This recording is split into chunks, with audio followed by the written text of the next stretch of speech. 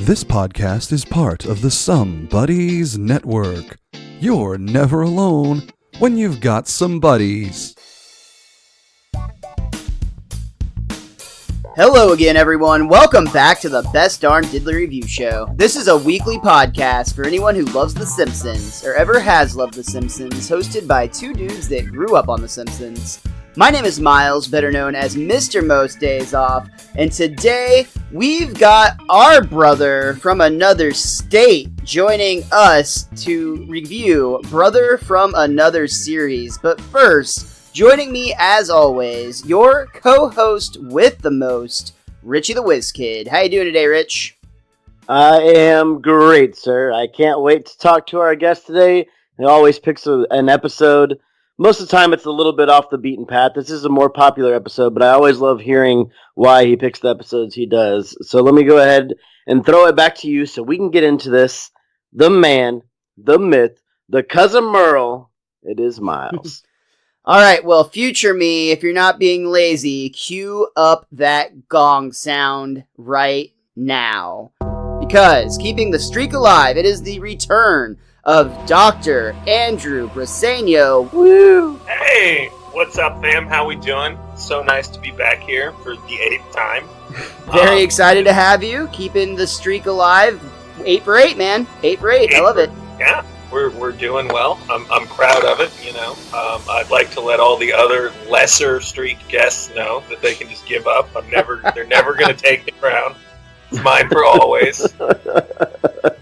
You know, not too, like, you're halfway to the point where your streak won't be, well, I guess technically The Simpsons is still going, so if they keep going forever, your streak will always be at risk, but, you know.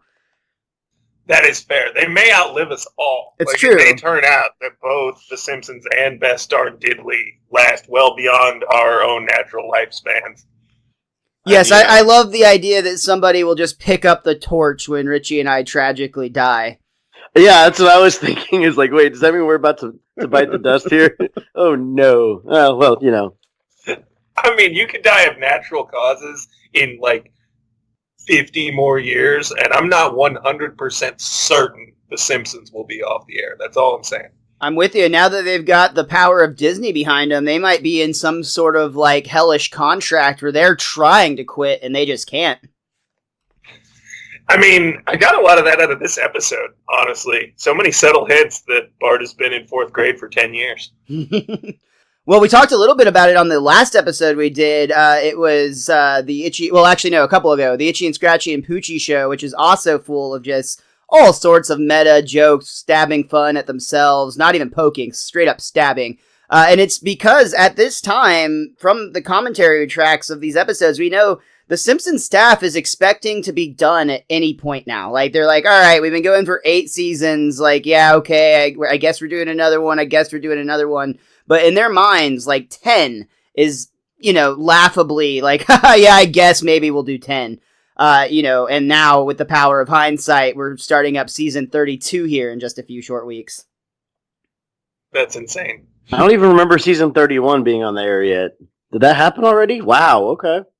Maybe I just you know what? It's season 31's coming out. They've been renewed through 32. You're right. That's what they're about to launch out, though. They're about to launch season 31, though. Episode 666 is going to be the next Treehouse of Horror episode, which I'm also really excited about. That's right. They've Honestly, been planning 31, it from the 32, it doesn't matter. 57. Honestly, it's like, once you're in your 30s, you just say, yeah, I'm in my 30s. Like, you don't tell people how old you are. Like, you're just like, I'm in my 30s, right? It's Dude, not I because... have to do math now. Yeah, like if someone's like, "How old are you?" I'm like, "Hold on, carry the 3, shit." Let me get out my TI-83 real quick. No doubt, man. I'm old enough. Leave me alone. Exactly. Well, everybody already. I'm glad you asked to look at my ID years old. Well, Andy, as you mentioned, you've been here 8 times, so you've already got to introduce yourself. We already know how you got to be watching The Simpsons. We also know that you're the author of the novel Down and Out, which is currently available for sale on Amazon and lots of other places. What else is going on? Hoe at Walmart. Nice. What else is going on in your world right now, brother? Well, right now, it's just another exciting semester here at Northwestern State University. We are teaching up a storm and having a lot of good times. I don't know. Here in Natchitoches, it's a peaceful community. We enjoy our time, and that's about it.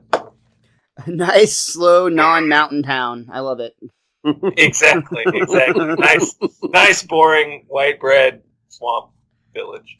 As Richie mentioned, we always ask you which episode you want to be on every time you come back for a new season of the show, of a podcast specifically. This season, like literally everyone else I asked, your first request was the Itchy and Scratchy and Poochie show, and I told you, just like everybody else, no. But your second or third choice was this episode here, Brother from Another Series. Any other reason than the obvious as to why you may have chosen this one? So, first off, Kelsey Grammer is outstanding as a performer, and like hearing Kelsey Grammer's pissed off voice is kind of like a reward in and of its own. But you know, I was a fan of Fraiser when it was on the air, and we get a little Fraiser Simpsons crossover going here, obviously, which I think is, you know, worth our time and adventure. And like, honestly, I remember the ending of this episode from my childhood and being like really upset by how unfair it was. For Bob, you mean?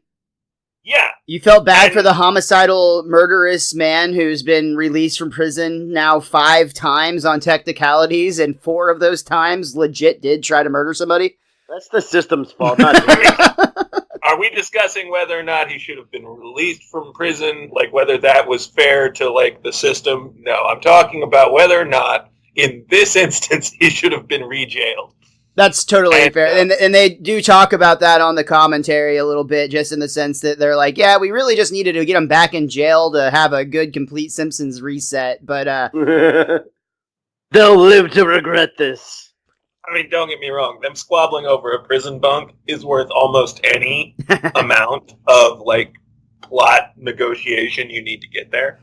But when do they I bring remember the that menus? as a kid and, like, going, like, telling my dad, like, that's not fair. He's like, did you expect the cops to treat people fairly? So, like, you know, formative memory.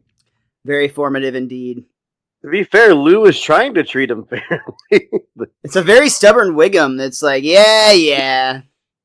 I mean, Lou resisted briefly, but then Lou's like, well, I mean, this is the job, man. I don't know what to tell you. Hey, man, he's got a family to feed. He's got to put bread on that table. Or it's just beat him down like it has the rest of us, man. That's true, too.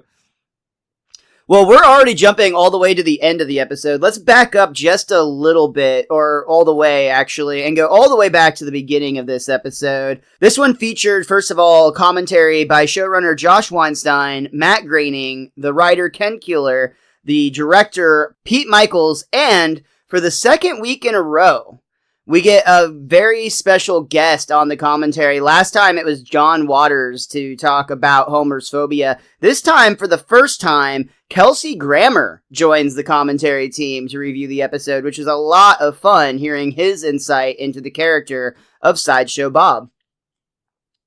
It's just a great family heritage of cartoon voice acting with the Grammers. Oh yeah, that's right. His daughter is on Rick and Morty, right?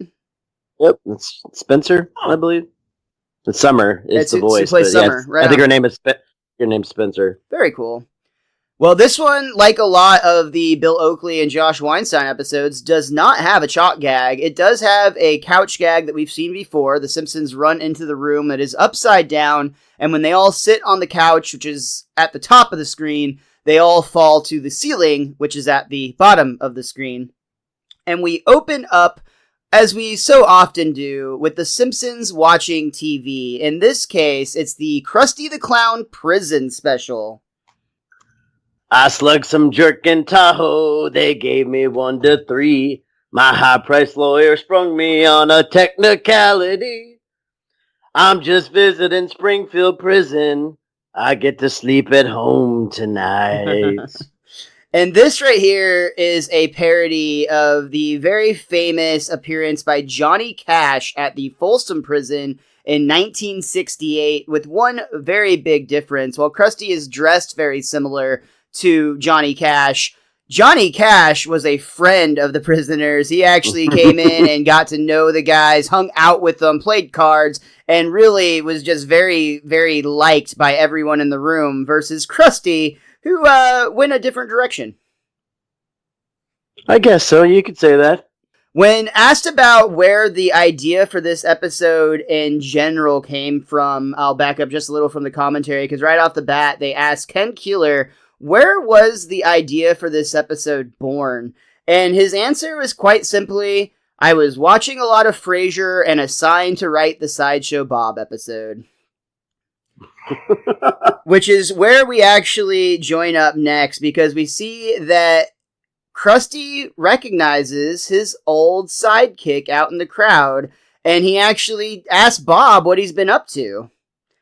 Well, Krusty, as you may remember, after I tried to frame you for armed robbery, I tried to murder Selma Bouvier. Let's see, I rigged the mayoral elections, I tried to blow up Springfield with a nuclear device, and I tried to kill you. Oh, yeah. And whenever I could find a spare moment, I've tried to murder Bart Simpson. Ah! So this whole recap scene right here came from basically a note from the writer's room that at the time, they felt like every time Sideshow Bob appeared, they needed to recap everything that he's done so that people would remember, though over time, they do eventually drop that. Yeah, because he starts appearing more and more in the later seasons, I believe, especially with the extended family he's going to have here in a few more seasons, so that would waste a lot of time. And then, of course, we get Bart Simpson's natural trauma response. We get some real post-traumatic stress disorder here on The Simpsons, which is lovely to see. They do treat it really real. Bart's legit terrified. He's in, the fetal position on his bed. He's disassociated fully. Bart is having an interpersonal episode. And I was wondering, you knew that there's going to be a Krusty special in prison. I just felt it's a little weird for Marge and Homer to both be watching Krusty with them. Maybe they knew in advance that something was going to happen. I don't know. Well, Marge and Homer decide that they should try to comfort their son, but one parent is doing a considerably better job. Oh, you have nothing to worry about, honey. Your mother's right, Bart. Sure, you're the one who ruined all of Sideshow Bob's criminal schemes. We're very, very proud of you, by the way. And sure, he's probably so insane with rage that he'd butcher you horribly if he could. But he's safely locked away. In a medium security prison. For life. Unless he gets out somehow. Which is impossible. Or so you'd think. Except he's done it so many times before. I really enjoy that Homer is he's not doing it in a mean way, but it very much reminds me of the scene in Cape Fear when he's trying to comfort him with snacks late night, and it's like, hey Bart, you want to see my, you want some brownies? I think it is the first time, and the second time it's you want to see my chainsaw and hockey mask. Well, but it's also an interesting trick, and one of the things I really dug about rewatching this episode, kind of from a writerly perspective, right, is that the writers kind of have this problem. We want Sideshow Bob, we want him a lot, but at the same time, it's also kind of a one-trick pony idea, right? I mean, just that whole list they had to go through earlier kind of is a gag in itself about how, played out the whole Sideshow Bob thing is. And having this little back and forth conversation lets them make a joke and also a reality out of how ridiculous it is that this shit keeps happening. Right, especially at the end when it's except that he's done it so many times before. Yeah, you're 100% right. Bart is not cheered up. He is convinced that Sideshow Bob wants him dead and he's an unstoppable killing machine. Which is where we cut to see Sideshow Bob is actually singing Amazing Grace in Springfield Prison, confirming that he is truly a monster. I mean, Lovejoy likes him, so that pretty much says, yeah, you're correct, monster. Yeah. They did on the commentary refer to this just a little bit, saying that they were, to some extent, poking fun at the fact that there do seem to be an awful lot of reformed criminals that just so happen to find religion as part of their parole. Yeah. I mean, straight up, if you were locked in the box and they're like, hey, believing in this particular idea lets you out of the box sooner, fuck, you'd be singing Amazing Grace, Miles. You would. I'd be hailing the great pasta monster in the sky. Absolutely. Ramen. With deep sincerity. So Lovejoy actually pulls Bob aside and is letting him know that he's actually been inspired by Bob's transformation. He's been recommended for a work release program, which Bob is very thankful for, but has his doubts that anybody would actually hire him. Except Reverend Lovejoy's already found a new boss for Bob, and it turns out that they're on his way to visit him right now. Before we get to the visiting room, I do like the sign outside the door, which says, please visit only your inmates. I also like that Lovejoy was praising Bob, and he's like, your praise is going to get me beaten up. Also true. Also, shout out to Lionel Hutz just being in prison, like, in the room.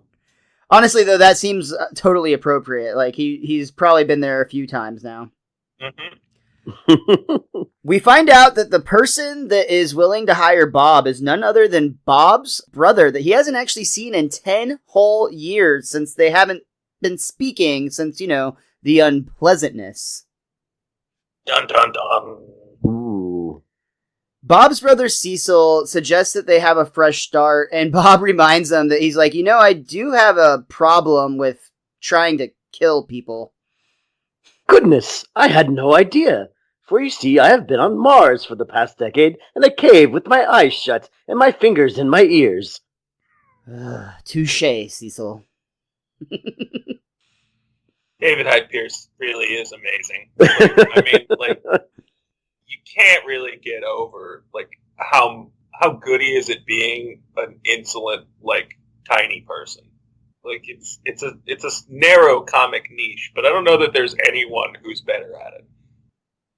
So you brought up David Hyde Pierce, which is probably as good a time as any to go ahead and start talking about the idea that this is, of course, a play on the idea that these two men also play brothers in the show Fraiser, which, to be honest, neither Richie nor myself actually had watched, other than maybe here and there when they would be transitioning into The Simpsons in the late night WB 33 spot back in the day.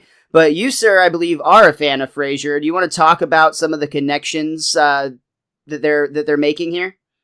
Obviously, they play Niles and Frasier Crane on the show Frasier, and they are brothers, and we get a couple of jokes throughout the show that are meant to rely directly back on the Frasier connection. Like, in a minute in the next scene, they mention going to the wake of, oh god, I wrote it down, what's his name?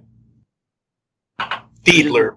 Yeah, that was just the second Bob Fiedler, who is the conductor of the Boston Pops in the 70s. So they're supposed to be snooty, upper class people whom it's fun to laugh at how their persnicketyness gets them into trouble, right? I dug the show when I was a kid because it was unapologetically trying to be smart, which, was, I think, rare for television in general, and certainly for sitcoms in the 90s. And I don't know, The Simpsons, this episode particularly picks up on the fun banter that these two brothers have between them. The little bit of one-upmanship and seeing who can be the classier one and making fun of each other's education and shit. It's just kind of a cute little thing. And I don't know. That felt rambly and awful. Whatever. Touche, Andy. Andy. Oh yeah, it was. No, I'm glad that you're able to talk about that. And also, I just want to point out, because I think it's interesting, Fraiser is actually a spin-off of the show Cheers, and Cheers was another show that has already been parodied on The Simpsons. So now they've hit both the original show and its spin-off, and now it's the parody of both. Yeah. So, long story short, Cecil gets Bob out of prison. There's a mob waiting for him that's protesting, and they do have signs in the crowd that are pretty funny as well. Some of the signs say things like, keep Bob locked up, you're making a mistake. And then the funnier ones, though, ban the Bob, and crime, yes, criminals, no. It's you're making a mistakes. You're right, it is you're making a mistake. It makes me, which is my favorite sign. What I really want to wonder, though, is, like, do these people travel with sign-making materials? They have to. They absolutely Suppose that's the scenario we're living in, is that there's some motherfucker in the crowd who constantly has paint and signboard with him, just in case they decide to change strategy. Yeah, because they're on it. As soon as they flip on Bob, they got the new signs ready to go. They just prepare both sides because they know that they're easily debated and convinced to go the other direction. At all time, have two-sided protest signs. I felt like we were, like, the second half of the scene when the crowd kind of turns, I felt like we were rewatching the episode when he gets elected mayor almost with the townspeople and Mayor Quimby. Sure. Mayor Quimby does try to convince them that Bob's going to be good, but it's actually Bob himself who has to speak out. Isn't our system of justice based on the idea that a man can change? Have the boys check into that. I know I don't deserve a second chance, but this is America, and as an American, aren't I entitled to one? Probably. What I really like there is a little fun fact from the commentary once again. The man who says probably is actually David Hyde Pierce himself in his normal voice, and he specifically requested when he did the show that he wanted to be a man in the crowd. Just that's all he wanted to be. Instead, he did both that and the role of Cecil, of course. As the crowd seems to forgive Bob, Bart is actually worried because he's actually wondering what Bob is thinking in this very moment as he drives off. And we cut into Bob's brain where all it is, I hope they still make that shampoo I like. As the car drives past a sign that says, welcome to Springfield, proud home of Sideshow Bob. And that's actually how we end our first act. We're going to take a very quick break, and we'll be right back for Act 2 of Brother from Another Series. Greetings, friend. Do you wish to look as happy as me? Well, you've got the power inside you right now, so use it, and send $1 to Best Darn Diddly. You can find us on Patreon.com, or donate to us directly on PayPal at bestdarndiddly@gmail.com. Don't delay. Eternal happiness is just $1 away. $1 for eternal happiness, and to support one of my favorite podcasts. I'd be happier with $1. Our second act actually opens up in a very Fraiser-like manner. It's got the kind of title card, I guess, is what you would call that they would commonly use on the show Fraiser. I have the 82 Chateau Latour and a rather indifferent Raison. I don't know how to say that, Andy. Raison Segel. Raison Segel. Raison Segle. Raison Seglo. There you go. That's all you need to do when you're pronouncing French. Is like yes. Act like you got something stuck in your throat and you're enjoying saying the word. Champagne. Bob explains that he's been in prison. All he wants is something that doesn't taste like orange drink fermented under a radiator. That would be the Latour, then. Pretentious wine dig. Love it. Pretentious wine dig. You gotta love it. Back at the Simpsons home, Bart is actually praying to God himself, asking for protection for his parents and his family, but also that God would kill Sideshow Bob, which Marge and Homer immediately react to. Dude, the hand spreading thing is one of my favorite gags of all time. Like, Marge jumps in there and, like, tries to pull the hands apart to unofficialize. And Bart screaming, "It's him or me, oh Lord!" Actually, Homer's line here made me laugh out loud because I did not remember it. Like, I was hysterically laughing at Homer's response to the situation after Marge says, "You can't ask God to kill someone." This was also my favorite line. I wrote down my favorite joke as Homer responds, "Yeah, you do your own dirty work." I don't know. I feel like that's a line I would remember, but I did not remember that one at all. I'll say this. That's my favorite line that is, in fact, in the episode. But that doesn't mean that it's my favorite joke I'm going to talk about today. Teaser. Right now, though, moving forward with this part of the script, we are seeing Bob and either Cecil or Cecil. Now, you got me in my head, and I'm not sure which one it is. I think it's Cecil. It might be. Cecil. Cecil starts to kind of brag a little bit. Like, I don't know if that's the right word. Again, they're kind of one-upping each other in general. But after Bob asks what he's going to be doing for work, essentially, Cecil explains, "I'm Springfield's chief hydrological and hydrodynamical engineer." Hydrological and hydrodynamical? Talk about running the gamut, Cecil. Snigger all you like, Bob. Snigger all you like. Sorry. Reading's hard, I know. Well, because of the way the script is right there, it looks like it's part of the line from Bob. Yeah, I get it. Fuck that line. We ain't doing it. Fuck that Moving line. on, yeah. Well, Thank you. I believe I shall. They do a little flashback here where Cecil starts talking about how he would rather be a respected civil servant than a homicidal maniac.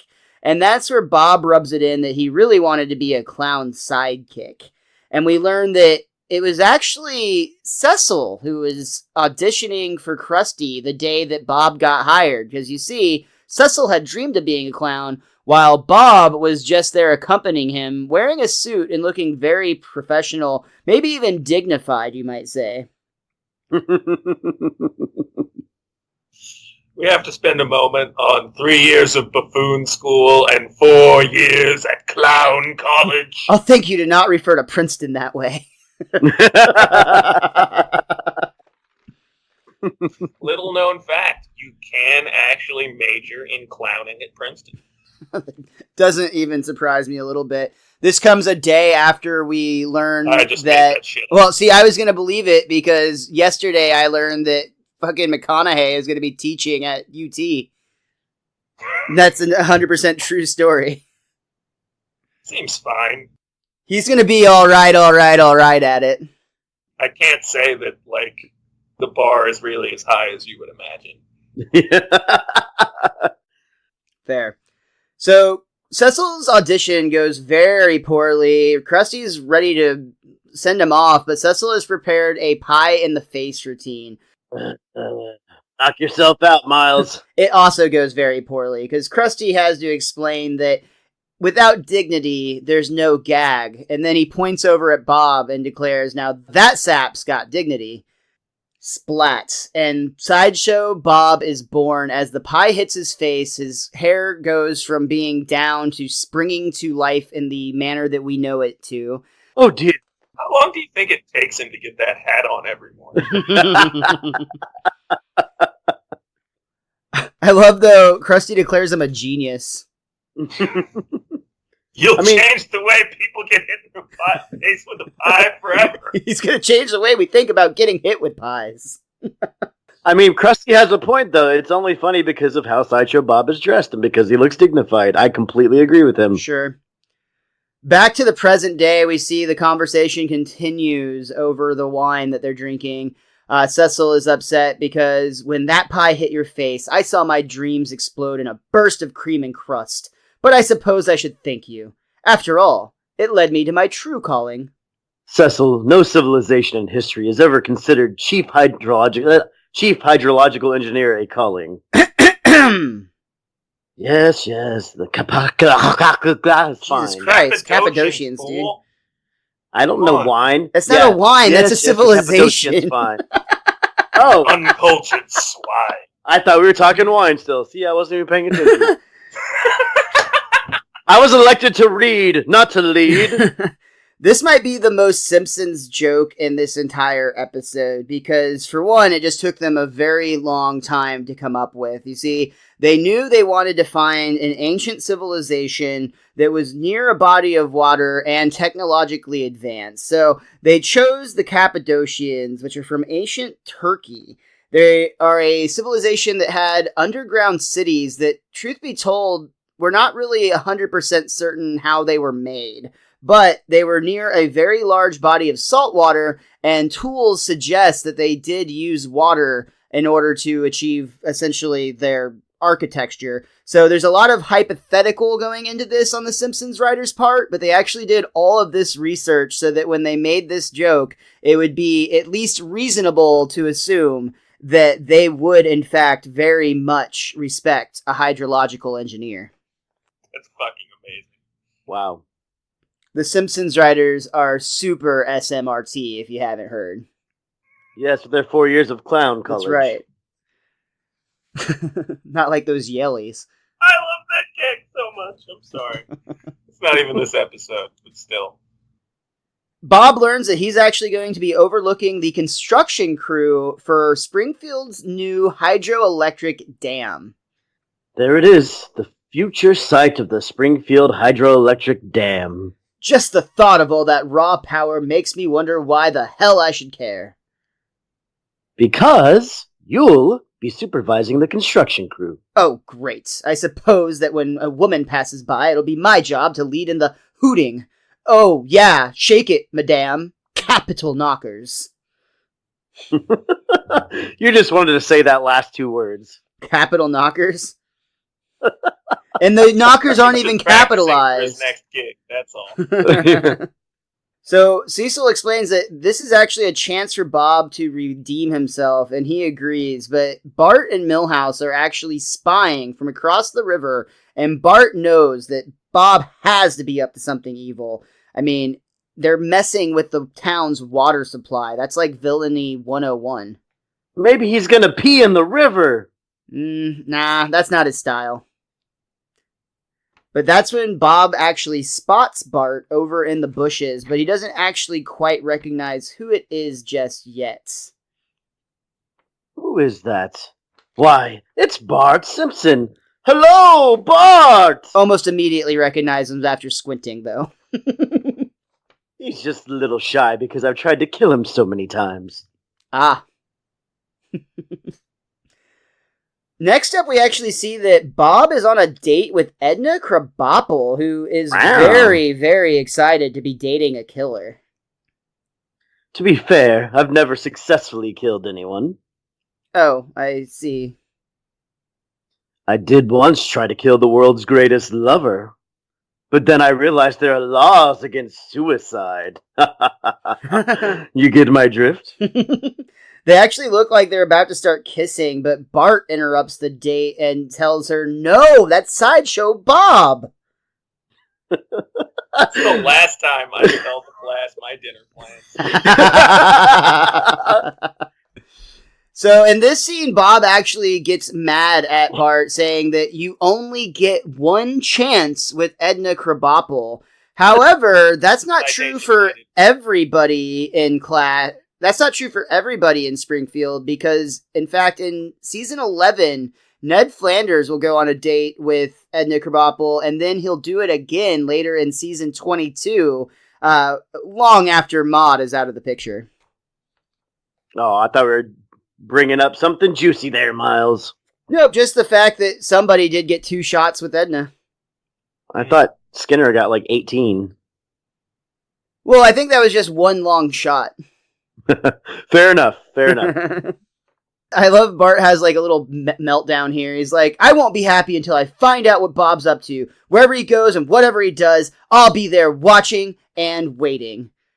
But Chief Wiggum is there to reassure Bob. He says that, but I bet he gives up pretty quickly. Don't take threats seriously. They're never real. That's so wrong. Chief Wiggum, you're so good at your job, man. Back at the dam, Bob is upset because it seems that his entire crew is made up of a gaggle of slack-jawed yokels, and that's when we see actually Cletus himself pops up in the window. Mr. Terwilliger, come quick! There's trouble down to the cement mixer, sir. See? Cousin Merle and me were just playing with Geach. That's our old smell hound. And... Geach gone to heaven, Mr. Terwilliger. Oh, Cousin Merle, really? Temper. You know Cousin Merle ain't been quite right lately. I love the delivery that David Hyde Pierce had with that line. Just hearing him have to say, he ain't been quite right lately, it just makes me laugh every time. It's a good line. It feels so out of place. Again, Bob is just seemingly very, very frustrated, both with his employees and also that he cannot seem to get away from Bart Simpson. He turns a nearby pipe that's hanging on a, winch, and Bart has been hiding inside listening the entire time. Can we also point out the fact that this bridge has sprung up seemingly overnight, and we'll kind of figure out why at the end of the episode, but, I didn't even think they had started building the dam, and all of a sudden it's pretty much done. Yeah, it went really quick, but you're right. There might be reasons for that. For right now, though, Bart's trying to get to the bottom of things, and he knows that the best person to help would be Lisa, his sister. And I do love that we get the aspect where she's totally 8 years old and falls for the temptation of free ice cream that Bart does not deliver on, and then immediately falls again for a trip to the water slide if she dives in the dumpster with him. My guidebook pointed out that this is the second time we've seen a trash can. The last time was in the auto show when he was living inside the dumpster. Nice. And while the Simpsons children are digging through Bob's dumpster, he actually shows up. It's a really cool shot because we see his signature shadow with his hair poking out everywhere kind of emerge over the trash can before he grabs them and essentially threatens them that they've crossed the line this time. We see Bob knocking on the Simpsons' door where Marge answers and he reveals, "Madame, your children are no more than a pair of ill-bred troublemakers," as he pulls them around from behind him. Lisa, too? Especially Lisa, but especially Bart. Another great line. The way that Bob delivers that one is just brilliant. Then he says if he sees them again, he won't be held accountable for what he does. Side note, not accurate. True, yeah. I also like that, I think it was Homer says, "I hope Bob fed you, because I ate your dinners." That's how concerned he was. The transition is complete. Homer is just a jerk. Lisa actually has to explain to Bart, though, I know it might be difficult, but it seems like Bob really has changed. So now Bart is the only person left that believes that Bob is still truly evil. There's only one place where evidence could possibly be. So Bart convinces Lisa to go to the construction site with him. I think Lisa convinces Bart. Yeah, you're right. At first, Bart was like, "Oh, I thought you were talking about the haunted mine." It's how sad he is. The home's going to say the haunted mine. I want to see the haunted mine, too. Maybe they'll get there in a treehouse of horror one day. At the trailer, though, honestly, they just find what you'd expect to. Things like blueprints and invoices, schedules. And Lisa even is like, "If I didn't know better, I'd swear Bob was building a dam." Again, another line that's delivered very, very beautifully. There. Yeah, Yardley does crush that for sure. The sarcasm is beautiful. But just then, Bart actually finds a briefcase stuffed with cash. But unfortunately, at the same time, at the same time, Bob arrives and we can see that he's coming through the door when he breaks through the glass, actually. And Bart and Lisa scream as they run away. Why doesn't he have the key to that door? Well, he said, "Why is this locked?" So I'm assuming that Cecil's the one that has the key because who owns the money that's inside the trailer? Or maybe he left it unlocked, thinking like he legit doesn't know about the money at this point, so he didn't think there was anything worth locking up if he was going to be right back anyway. So his keys are inside, was my thought. You do not spend 5 years in prison and then not lock the door behind you. That's a good point, yeah. I can't buy that. Well, that does actually bring us to the end of Act 2 with Bob coming inside the trailer that has Bart and Lisa trapped inside now with this cash.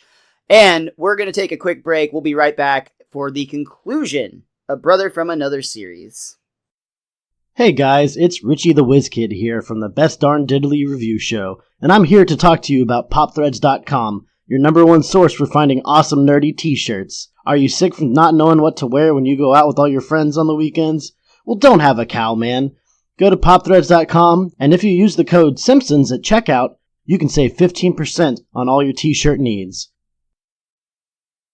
We open up with Bob searching the trailer. He knows somebody's in there. They left the lights on. He's asking all of his employees, Cletus, Cousin Merle, Big Hungry Joe. But just then, he looks through the water cooler and you can distinctively see Bart. I think he may have spotted us. They run out of the trailer and into the dam, and Bob, surprisingly here, sounds actually concerned. He says, be careful, there's hydroelectricity in there. And he runs after them into a maze, a very MC Escher-like maze of stairs and catwalks. But finally, he corners them in the turbine room, and he begs them just to leave him alone. He doesn't want to kill Bart. He just wants Bart to stop.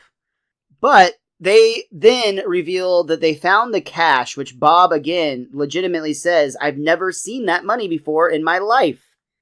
Then you must have had your eyes closed when you embezzled it. And Bob continues to fight that he's innocent, and they continue to not believe him all the way up until the point that Cecil walks in. Well, Bob's trying to say that he's just been building the dam the whole time. That's when he beats on the wall. Oh yeah, and this is to your point earlier where we learned that it's not being constructed anywhere near code. It's just wood and plaster, it would seem. It's hollow. Where is all the concrete? That is actually where the money came from, as they've been saving on building materials. So Cecil reveals that it was actually him that was doing it, and he has a gun pointed at the three of these trapped people now. And Bob, Bart, and Lisa are told that they are going to be blown up, or the dam will be blown up with them in it. I would just like to say that this man is a disgrace to hydrology and hydroelectricity engineers everywhere. Both of them, the two very separate groups. Yeah. I like when Bob asks, is this all because I got to be Krusty's sidekick instead of you? And he says, off the record, yes. But officially, I did it for the money. I did it for the money. It's amazing. Well, the door is slammed and locked. It seems like things are not going well for these three, but Bob isn't giving up. He actually throws a brick into the turbine that gives them just enough time to slip through. However, Lisa's on board, but Bart is still reluctant. He's not following Bob as he thinks Bob still might be trying to kill him. Bart, for once, I'm not trying to kill you. I know it's an awkward situation, and I don't like it any more than you do, but you've got to trust me. And after a moment of consideration, Bart pretty much realizes there really aren't a lot of options here, so what the hell. And they dive into the pipe and go on quite the ride through a little tube system where they hit a grate. It looks like they're going to plummet out for a second, but they hit a grate and they're able to climb out, which seems like that would be quite painful, but Bart is actually very excited. Let's go again! Let's go again! No! Again, I like the delivery by Lisa on that, too. Like, it's like borderline like she's offended. Let's go thwart my brother. So we cut to the top of the dam where we actually see Cecil is wiring dynamite, and he's singing, I think, Sunshiny Day is the song that he happens to be singing. I want to point out real quick that in a wide shot, you may have noticed that there's a very small little house pictured in the bottom of the screen near the dam, right on the edge of the water. I bring that up because we're going to talk about it here in a little bit, and I just wanted to point out that it's seen multiple times before we get there, so it was clearly intentional.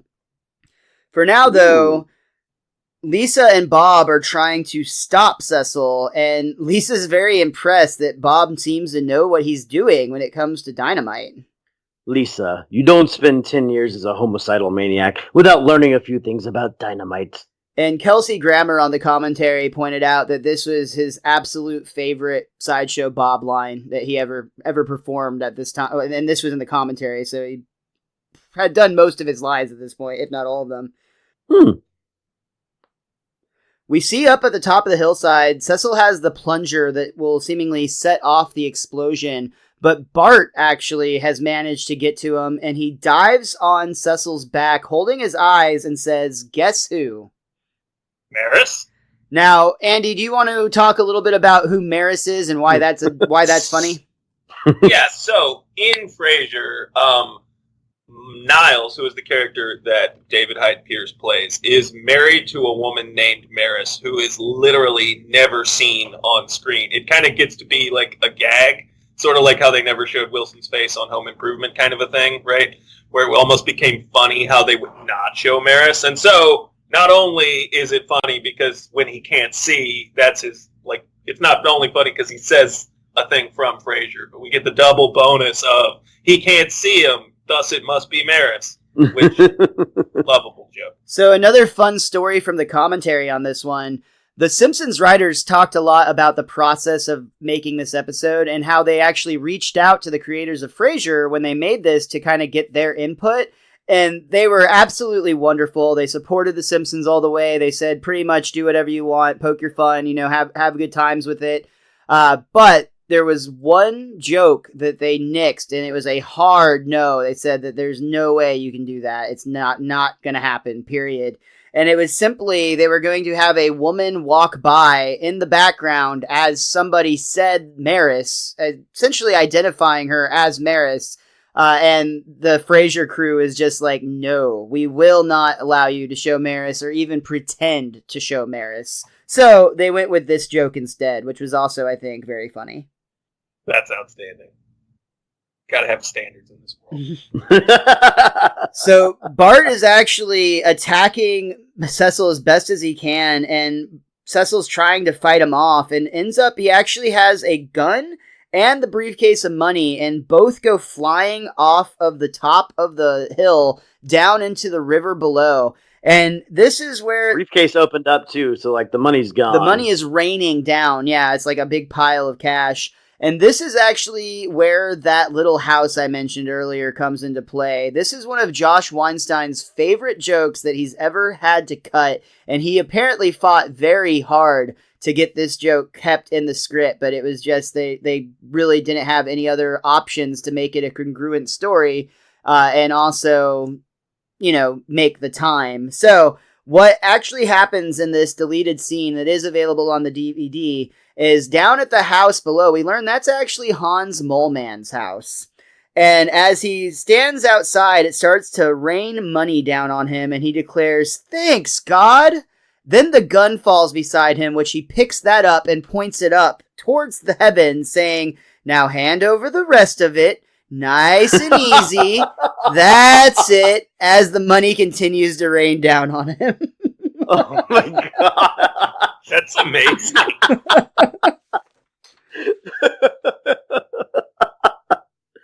What actually happens, though, is Cecil, in anger, throws Bart over the ledge, which Sideshow Bob actually comes to the rescue. I do like the line. Cecil says, "At last, I'm going to do what Bob never could. Kill Bart Simpson." And Bart tries to persuade him, "Throwing me off the dam? Isn't that a little crude for a genius like you?"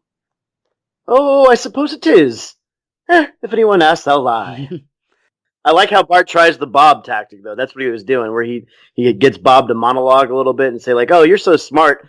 You should be doing it a different way." And it basically still works, but there's just a slight difference. I also love that line is David Hyde Pierce doing his Sideshow Bob impression.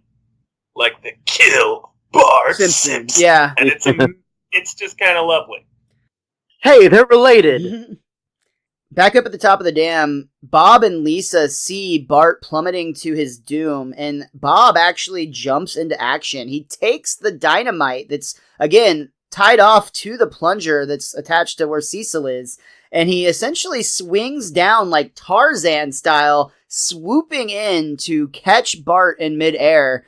Unfortunately, though, the dynamite is still attached, and they realize that to save the town, they're going to have to cut themselves free and fall to their demise, it would seem.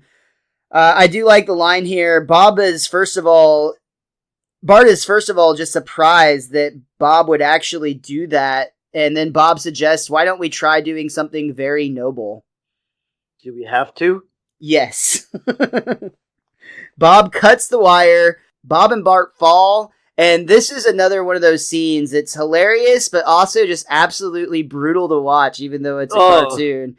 They fall for a very long amount of time, screaming the entire way, and Bob actually lands split-legged on a pipe, ultimate racking himself. I mean, it would kill a real person, obviously, but He's got the titanium groin going on. there's this beautiful little bit of animation here where Bob kind of stalls and then spins upside down, which allows Bart to reach a ledge. And then Bart actually reaches out to Bob and returns the favor, saving his life.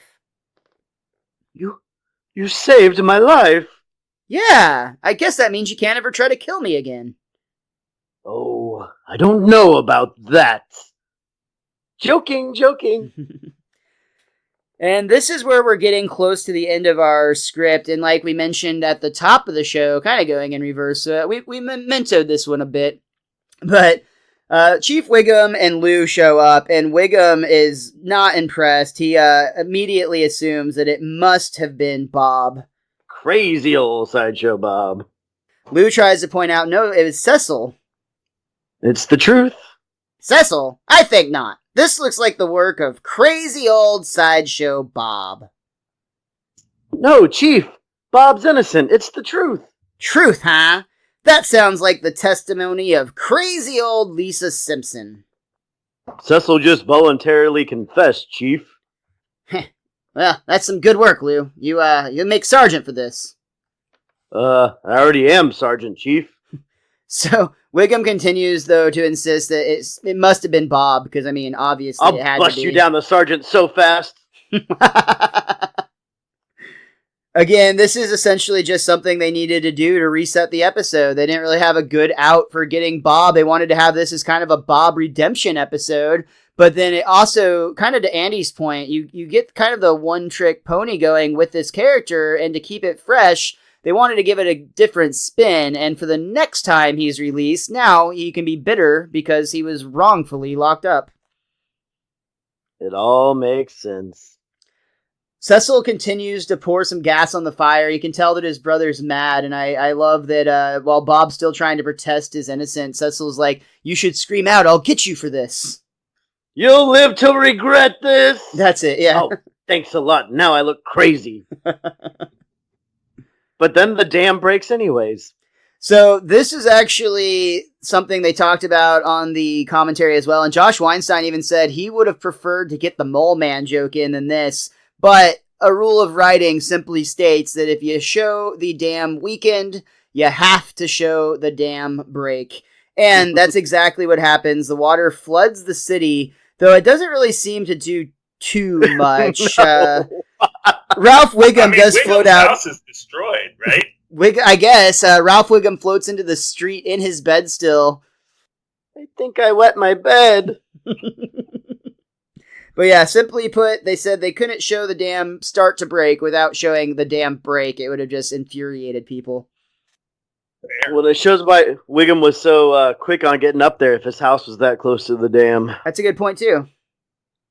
Wiggum wonders what scheme this pair of psychological criminal geniuses are going to do while locked up together, and we actually cut to their cells where the two brothers are fighting over who gets top bunk.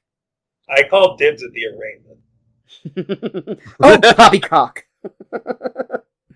So, when do they bring the menus? That's so good. And that actually brings us to the end of our third act and to the end of the episode, Brother from Another Series. First of all, Andy, thank you again for keeping the streak alive, joining us for yet another episode of The Simpsons. Is there anything else that you would like to discuss or bring up about this episode specifically? Well, I really do kind of want to give a shout out to the backwards ending, right? It creates a oddly satisfying situation for the audience in which the one thing you didn't think would happen happens, and yet things all work out exactly the way you would hope them to. So that's kind of cool on one way. But now for the official Andy Deep theory. It's been a while, but my theory is that this episode, and perhaps all of The Simpsons in its entirety, is in fact a trauma therapy exercise that Bart Simpson is undergoing later in an effort to help him deal with having had his murder attempted 17 times throughout his childhood. Right? So, that's why he's been in fourth grade for 10 years, because he's been in therapy for 10 years trying to deal with these myriad issues. We see him exhibiting classic signs of trauma early on. We see him exhibiting hypervigilance throughout the middle of the episode. And then in the end, we get an unrealistic but heartwarming scenario that makes Sideshow Villain both not a villain, but also non-threatening to Bart anyways at the end. It's like a perfect scenario you would imagine for yourself if you were trying to put a deep-seated trauma to bed. So, yeah, that's my official deep-seat theory, is that maybe all of The Simpsons is just Bart and EMDR. There's actually another theory out there that everything that happened after Homer went into the coma, I think in season 4, is all happening in Homer's head. Which is very similar to your theory there. Interesting. I like that. Yeah. Well, again, thank you so much for being here, Andy. Richie, before we're done here, is there anything that you or that book of yours wants to point out? The Simpsons, A Complete Guide to Your Favorite Family, points out that in the chapel scene, the stained glass windows all have prison bars on them. And we didn't get to mention it, but the ad in the Springfield Shopper, the headline read, "Maniac to live in brother's apartment," which another Fraiser joke right there. So we got plenty of those in this one. I always very much enjoy the Sideshow Bob episode. The only part that always bothered me since I was a kid is I always thought Sideshow Bob should be dead from that long fall, but I get it. I don't know why that always just stands out in my mind. I know it's a cartoon show. I know Homer's indestructible. So I just always, I was always like, that doesn't seem likely, even though nothing about the show is likely at all, except for, the normalness of the few moments they get each week. But other than that, I absolutely love this episode. Andy, thank you so much for coming on again. I always very much enjoy hearing your insight on these. I don't know if you heard it or not, but you turned me on, I think, the Home Sweet Diddly Doodly Dumbly from last season. I ended up putting that in my top 5, and a lot of it had to do with our conversation with you on it. So I very much enjoy discussing this stuff with you, because you definitely bring an interesting perspective all the time. Absolutely. Oh, thanks, man.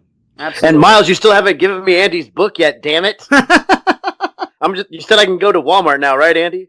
It's on Walmart.com. I'm not even shitting you. All right. I have it up right now. It's down and out, available anywhere you can buy books, it seems. I do have one last thing from the commentary. Again, this was Kelsey Grammer's first time to do commentary talking about Sideshow Bob, and it was very, very informative. It was very interesting hearing his perspective of just getting into the character and things of that nature. But just one of the things that he said that I think everyone will appreciate is he said that by far Sideshow Bob is the most popular character that he has ever played, and more than any other role that he's ever had, he gets questions asked about the character more often than anything. So very, very happy to get to have such a reoccurring part in The Simpsons, like something like very similar in some ways, I think, to how Joe Mantegna is able to come back for Fat Tony so many times.